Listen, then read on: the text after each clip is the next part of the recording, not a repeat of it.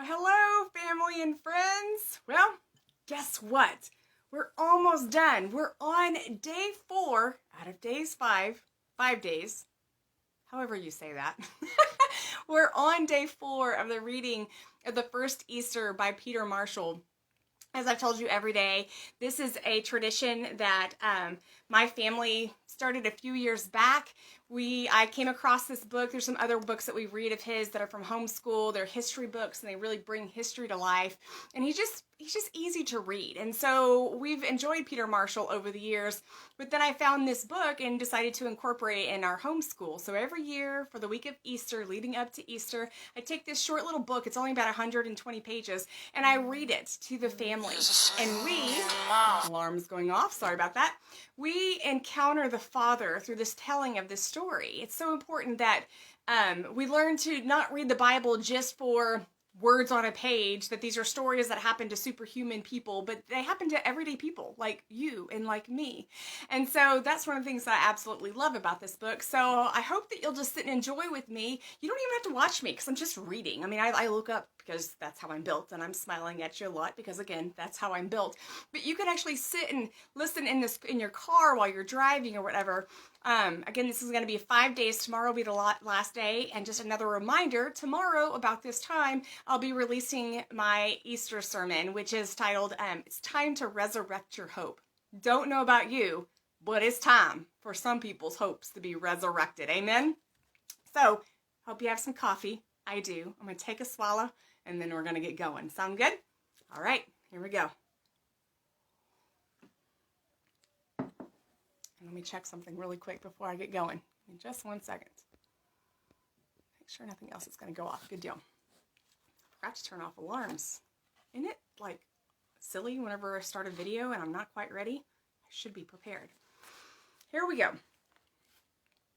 An orange morning sun was rising higher and higher over the city of David. Pilgrims and visitors for the feast were pouring in through the gates, mingling with merchants from the villages round about, shepherds coming in from the hills, hucksters leading their laden camels in single file, donkeys standing sleepily beneath their burdens in the dappled sunlight. The narrow streets were crowded. There were the aged, stooped with years, muttering to themselves as they pushed through the throngs. There were the children playing in the streets, calling to each other in shrill voices. And beggars raising sightless sockets to the sky, tapping sticks on the cobblestones, demanding alms in nasal voices. From every balcony and lattice window came the sound of voices, scraps of laughter, rude voices, bargaining. There were men and women carrying burdens, baskets of vegetables, of green almonds and sweet lemons, casks of wine and water bags. There were cloth merchants with their bales, fruitiers were arranging their stalls in narrow bazaars striped with sunlight.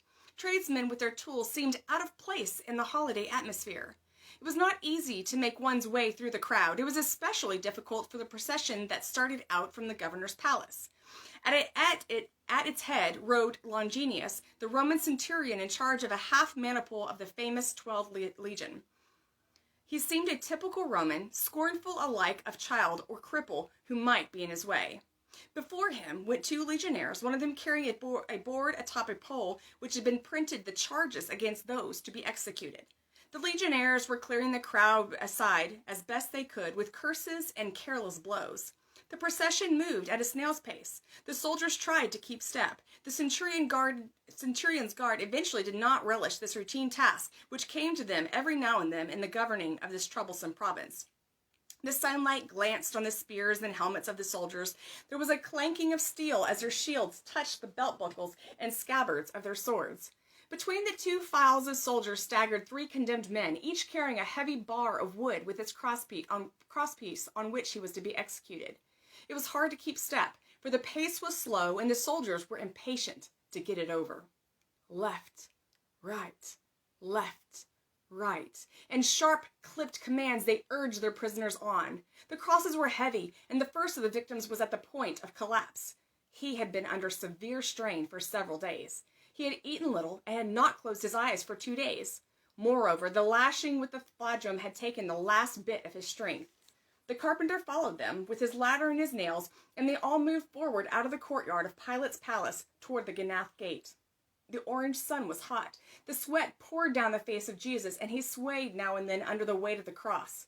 A depression had fallen on the soldiers, and they marched in silence, as if reluctantly. A group of women went on in the procession, their faces half hidden by their veils, but their grief could not be hidden. Some were sobbing. Others were praying. Others were moaning in that deep grief that knows not what it says or does. Some of them had children by the hand and kept saying over and over, "He gave my child back to me. How can they be so cruel? I know he healed my child. What harm could there be in that?" And there were men, too, who followed as closely as they could, men who walked with strange steps of those to whom walking was unfamiliar. They were cripples he had healed. Others carried their sticks in hands, sticks that once tapped out their blind tattoo along the city streets and sun-hardened trails of Judea. They did not use their sticks now, although once again they were blinded this time by tears. Once, when the procession halted for a moment, Jesus turned and spoke to them, but they could not hear him for the shouting of the rabble. Most of the crowd hardly knew what was going on. They did not understand. They caught the infection of the mob spirit. They shouted to the first of the three victims. That one had an absurd crown on his head, twisted from a branch of a long thorned briar. It had lacerated his scalp and caused blood to mingle with the sweat. They shouted at him until roughly pushed him aside by the soldiers, and then, in some cases, they began to shout at the soldiers. It was an ugly situation as the procession went slowly along this way that will forever be known as the Via Dolorosa. Meanwhile, Simon of Cyrene was approaching the city gate. He had just arrived in Judea and was about to enter the holy city as a pilgrim for the festival. He had spent the night in some village just outside, and, rising early that morning, he had bathed and dressed himself carefully, with a tingling excitement because soon he would be in Jerusalem. The wonders of Jerusalem that exiles had described, he would now see with his own eyes. The sounds of the holy city which lonely hearts heard in their nostalgia, noises that seemed to be whispered by the restless surf of distant seas, or heard in the moaning of winds that traveled afar. These he would hear with his own ears. Yet he tried to keep calm as he set out on the short walk that lay between him and the city. He was very thoughtful.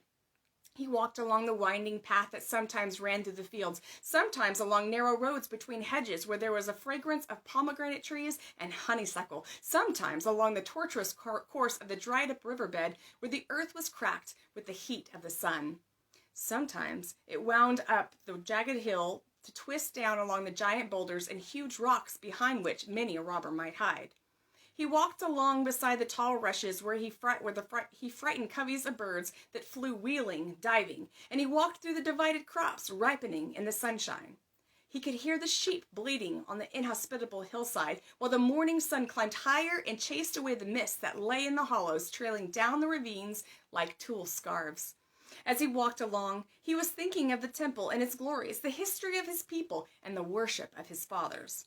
Already, he could see ahead of him the domes of the temple gleaming gold in the sunshine. He could hear the pigeons that had nested in the gables, and he thought of his own city looking from her height over the blue waters of the Mediterranean.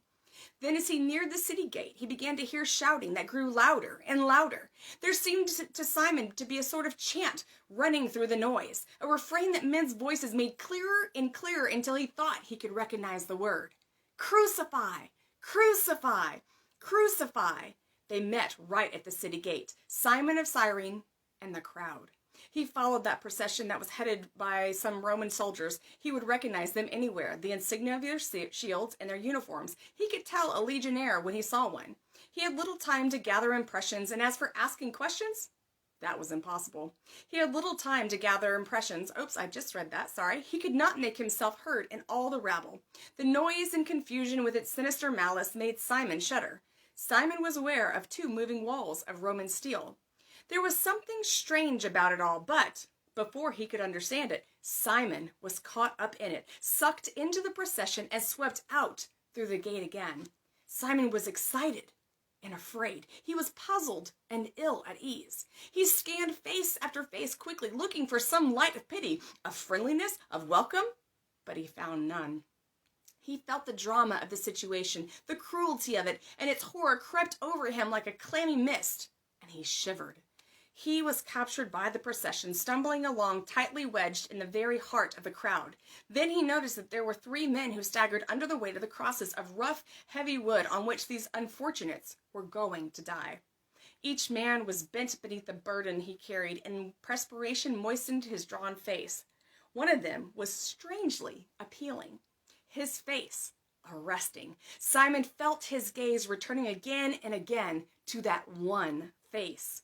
He noticed that blood was trickling down from wounds in the brow. On his face there was a twig of long-thorned briar, twisted around in the shape of a crown and pushed down cruelly on his head.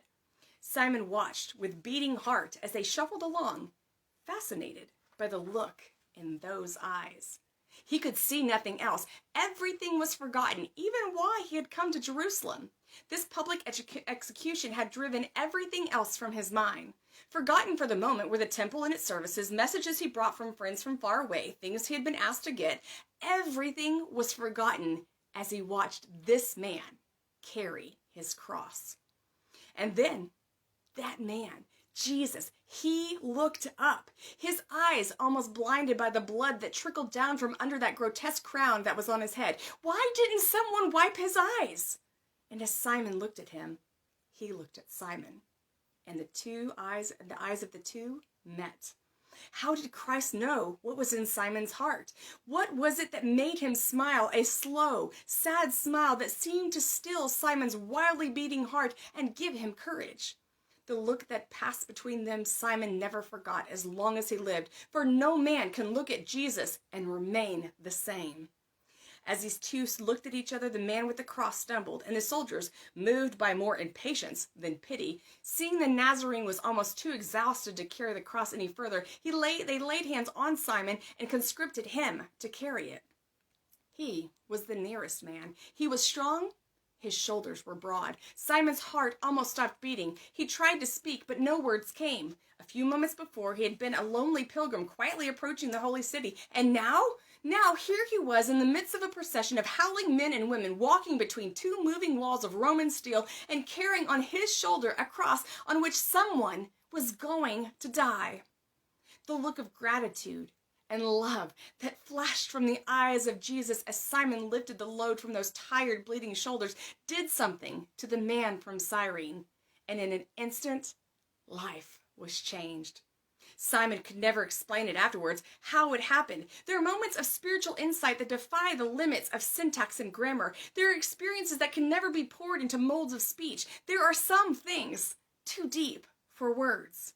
But all at once, he saw the meaning of pain, understood the significance of suffering. The meaning of prayer was unveiled in the messages of the scriptures. He saw prophecy take form and live before him. He remembered words of the psalmist and the prophets of old, words that until now had been without sense or meaning. But now he saw and he understood. And so the crowd came to Golgotha, a hill shaped like a skull. Outside the city gates were 2 great highways. The Samaria-Jerusalem road and the Joppa-Jerusalem road converged upon the city. Only as nails were driven in did the shouting stop. There was a hush. Most of them were stunned, horrified. Even the hardest of them were silenced. Mary, the mother of Jesus, closed her eyes and stopped her ears. She could not hear the thud of the hammer. Simon of Cyrene from time to time wiped away his tears with the back of his hand. And Peter? Peter stood on the fringe of the crowd, blinded by hot tears that filled his eyes, while his very heart broke. A group of soldiers took hold of the crossbeam and lifted it slowly off the ground. With each movement of the nails tore at the shredded flesh and the wrists of the Nazarene. The cross swayed in the air for a moment, and then, with a thud, dropped into the hole prepared for it. When the first spasm of pain had waned, Jesus opened his eyes. Over the heads of the crowd, he could see the city tawny yellow like a crouching tiger in the midday sun. Nearer, there was a hillside carpeted with buttercups and primrose. For just a moment, a gentle spring wind blowing across the face of the suffering man blew away the smell of blood and wafted to him the fragrance of flowers, and he saw a single lark circling high above on the hillside. But closer still, A mad melody of fury surged below him. There were eyes watching this man on the cross, unbelieving eyes, eyes with gloating in them, other eyes that looked and never saw. Faces were looking up at him, convulsed faces, snarling, invective faces, faces that through his pain-glazed eyes seemed to melt and run together. Fingers pointed up to him, hanging quivering on the cross. Long, bony fingers, mocking, accusing fingers, fingers of scorn and ridicule. There was noise, confused noise that beat upon his ears with an added pain. There was demonic laughter that enjoyed his suffering. There was hoarse shouting that taunted and mocked. From one side of him, there were sighs of pain and the soft moans of a dying thief, and on the other side, blasphemies and curses terrible to hear. There was weeping, too, the crying of women and the unashamed sobbing of men. The wounded flower of Magdala was consoled by that lovely one who had once held him in her arms, while the beloved John stood beside them.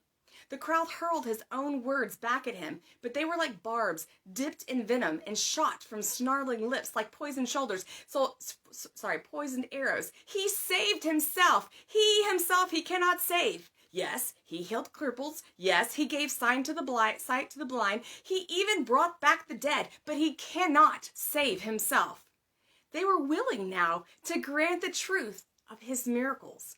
Out of the mouths of his enemies comes the testimony of his power. He saved others. Yes, they were saved, those others, saved from the land of shadows, saved from the caves of derangement, saved from the couches of pain, from the leprous touch of sickness, saved from the enslaving grip of vice, saved from even the jaws of death. Yes, he had saved others. His enemies had admitted to it. But now their taunt rose to its crescendo. Perform a miracle now, miracle man. Come down from the cross and we will believe you. Aha! You would build the temple in 3 days. You have nails in your hands now. You have wood. Go on, build your temple. If you are the Christ, prove it to us.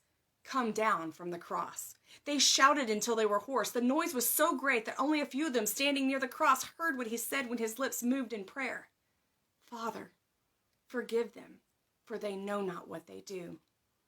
One of the thieves, drugged and half drunk, cried out to Jesus, "Can't you see how we suffer? If you are the Son of God, take us down from these crosses. Save us and yourselves." The thief cried for salvation, but only for salvation from nails at a cross, not for salvation from himself and the hell that his own deeds had wrought. The pain gripped him, and he began to curse and swear, blaming Jesus for his pain. But the other turned his head so he could see Jesus, and he said to his companion, "Do you not fear God, seeing you are in the same condemnation? And we indeed justly, for we receive the due rewards of our deeds, but this man has done nothing." Then he said to Jesus, "Remember me when you enter your kingdom." And Jesus, his face drawn with suffering, but his voice still kind, answered, "This very day, when this pain is over, we will be together, you and I, in paradise." And the man, comforted, set his lips to endure to the end. The sun rose higher and higher. Time oozed but slowly like the blood that dripped from the cross. Jesus opened his eyes again and saw his mother standing there with John beside her. He called out the name of John, who came closer. Strength was fast ebbing away. An economy of words was necessary. "Will you take care of her, John?" And John, choked with tears, put his arm around the shoulders of Mary. Jesus said to his mother, "He will be your son." His lips were parched, and he spoke with difficulty. He moved his head uneasily against the hard wood of the cross, as a sick man moves his head on a hot pillow. The women beneath the cross stood praying for Jesus, and also for the thieves. The centurion was silent, although every now and then he would look up at Jesus with a strange look on his face, puzzled, wondering, marveling. The rest of the soldiers had been playing knucklebones in the shadow of the crosses, agreeing they did not want to tear Christ's tunic or seamless robe they had tossed for it. The man on the cross, he would need it no longer. Then, in the awful words of Matthew, and sitting down, they watched him there. There before their eyes was being enacted the tremendous drama of redemption of mankind, and they only sat and watched. They were unwitting actors in the supreme event of which the prophets had dreamed. They were witnesses standing at the crossroads of history, and they saw nothing. The sky was growing strangely dark. A thunderstorm seemed to be blowing up from the mountains, and clouds hid the sun. Women on the converging highways beyond the hill took the children by hand and began hurrying back to the city. People looked up at the sky and became frightened. The darkening sun at noon caused bird songs to freeze in the air as their melodies trailed off in the gathering shadows. It was an uncanny darkness. The shouting died away. Now even the soldiers were silent. They put away their dice. Their gambling was done. They had won and lost. Suddenly, Jesus opened his eyes and gave out a loud cry. The gladness in his voice startled all who heard it, for it sounded like a shout of victory. "It is finished! Father, into your hands I commit my spirit." And with that cry, he died. It was the 9th hour. Yes, he saved others. Himself he cannot save. But they were wrong as well as right. Could he not have saved himself? He might have followed the advice of his friends and avoided Jerusalem altogether at the feast time. He might have left the garden that night instead of quietly waiting there for Judas. He might have compromised with the priests and made a bargain for future silence with Caiaphas. Had not Pilate almost pleaded with him for any excuse for not sending him to his death? He might have made his kingdom political instead of spiritual. That would have pleased and silenced Judas. He might have chosen the expedient, as he himself reminded Peter. He might have called upon 12 legions of angels to rescue him and to show his great power. Yes, he might have saved himself. He had the power. Many ways of escape were available. But then he would have never been our Savior. Had not Christ said, "I am the good shepherd"? The good shepherd gives his life for the sheep. Gives his life? But could not our salvation have been consummated without that final price? No, for when men sin to the uttermost, when sin sinks to its final degradation, no mere palliatives nor mild remedies can deal with it. What then?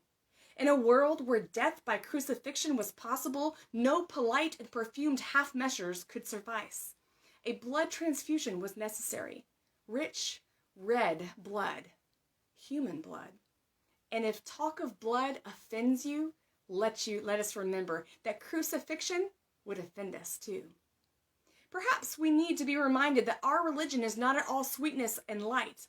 Christianity is much more than pretty pictures of Jesus among flowers and singing birds, moving with a smile among simple folk. The gospel is much more than the golden rule, much more than the Christmas story and the fair green hills of Galilee. Christianity deals with reality, with life as you and I experience it. For it recognizes that this is not always a pretty world. It is a world in which dreadful things can happen. The faith that is nourished and sustained by the Spirit of God faces frankly these human situations that often make our faith difficult. More than that, Christianity has a cross at the very heart of it. Leave out Calvary, and Christianity dwindles to a weak and empty cult, to a system of impossible ethics. It would not be good news to preach that there was no sin in Jesus Christ, therefore we ought to be like him. It is not good news to say that he did no wrong, therefore we too ought to be perfect. It is not good news to say that he left us an example that we should follow. These things are true, but they are not a gospel. Christ did not come into the world merely to proclaim a new morality or code of ethics or to set up a new social order. He did not show men how to work out their own salvation by good deeds, by charities, or by trying to live respectable lives. He came to save that which was lost. He came to save all those who were lost in a sense that they had lost their way. What do you think? If a man had 100 sheep and one of them has gone astray, does he not leave the 99 and go into the mountains and seek that which has gone astray? Never was there in him condemnation for the lost. Only the desire to help the lost back to the path, back to right relations with his Father, back home again. Yet, he well knew our human willfulness. He knew that after making allowances for heredity and environment, for education and example, and the tyranny of habit, there is still a central shrine of freedom in every life. There is a place where we do it, and no one else, where we are responsible for our own choices, and we know it. All we are like sheep that have gone astray. We have turned every one to his own way. How would he deal with the iniquity of our human willfulness? And the Lord has laid on him the iniquity of us all. Therefore I will divide him a portion with the great, and he shall divide the spoil with the strong. Because he has poured out his soul to death, and he is numbered with the sinners, and he bore the sin of many, and made intercession for the sinners. Then there were the sick. There were those who do not need a physician, he said, but they that are sick. The sin sick, the sick of mind, the sick of body, and he who could not tolerate sickness or disease, in whom there was a passion for health and wholeness, must somehow deal with that as well. How should he do it? Upon him was the chastisement that made us whole, and with his stripes we are healed. And the last enemy, death, that final fear lurking deep in every human heart, that enemy too must be put down. How should he do it? Who but God could deal with all the sin of all the ages, all the suffering of the flesh, all the sorrow of the heart? None, no one but God. Amen. But not a God sitting on a gilded throne high up in the heavens, not some ethereal nebulous God floating about in space like a benevolent cloud, not some 4 or 5-dimensional deity created by a Greek philosopher, but a God walking through your front door and mine. A God who lives and feels and understands. A God who can sympathize, who has explored the vast treasuries of pain. A God who knows what it feels like to weep. A God who can remember the feeling of a tear trickling down the cheek. Someone utterly pure, in whom there is no spot, nor blemish, nor taint. Someone willing to give himself at whatever cost of pain and suffering and death within this time process, and in the form of the life that you and I know, taking shape, the body of a man, the form of a servant, with a voice to speak to us, a heart to feel for us, eyes to weep with us, hands to bless us, and be nailed to the cross. Surely he has borne our griefs and carried our sorrows. He was oppressed and he was afflicted, yet he opened not his mouth. Like a lamb that is led to the slaughter, and like a sheep that is before its shears is dumb, so he opened not his mouth. By oppression and judgment he was taken away, and as for his generation, who consider that he was cut off from the land of the living, stricken for the transgression of my people, the gospel message is simply that such a thing has come to pass. This is the good news the church has to proclaim, that there is available for us today a sin doctor who will come to you and to me and to heal us. But only if, we will let him into our lives, whose gracious spirit will mysteriously steal into our hearts and show us the doorway into a new life. Thus, the gospel message is not something to do, but something that has been done. The gospel is not a demand, but a supply. Not something that you can do, but something that has been done for you. And it happened at a certain point in time on the brow of a hill shaped like a skull. It was done for me and for you simply because he loves us. Had not Jesus said to his apostles that last memorable night with them in the upper room, "Greater love has no man than this, that a man lay down his life for his friends." That is why a hideous cross has become the world's symbol of blessing. All right, this concludes day 4 of 5. Tomorrow I'll finish out this book. If you didn't get to catch the first 3, you can go back and watch them. They're on Facebook and YouTube. I bless you to have an amazing day. I'll see you tomorrow. Bye.